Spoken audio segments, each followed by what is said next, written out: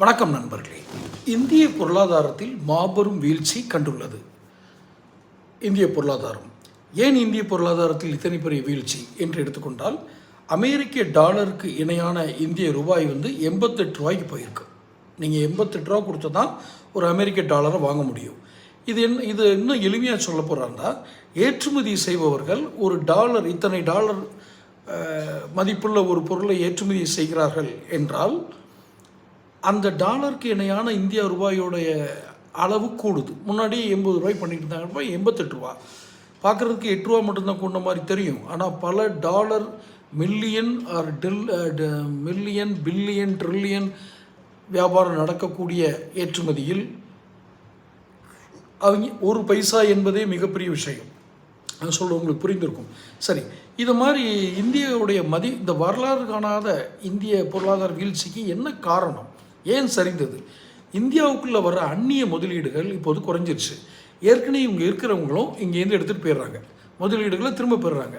அதனால் டாலரோட இருப்பு இந்தியாவில் குறையுது.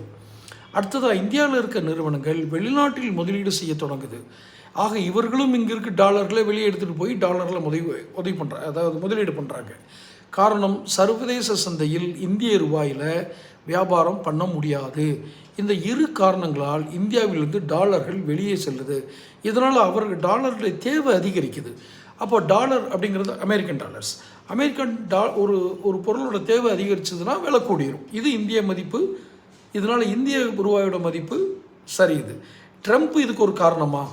இந்தியாவை பொறுத்தவரை ஒப்பீட்டளவில் குறைந்த அளவு ஏற்றுமதி செய்கிற இடமா தான் இருக்குது. அதனால் இந்திய ரூபா சரிவில் ட்ரம்ப்புடைய வரி பங்கு மிகுந்த குறைவு தான். இது காரணம் இல்லை.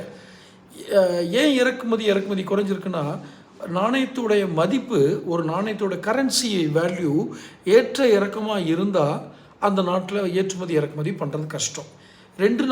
கடந்த சில நாட்களாகவே, சில மாதங்களாகவே இந்திய ரூபாய் மதிப்பில் நிலைப்புத்தன்மை, அதாவது ஒரு ஸ்டாண்டர்டான கான்ஸ்டன்ட் இது இல்லை, இறங்கு மூத்தில் தான் இருக்குது.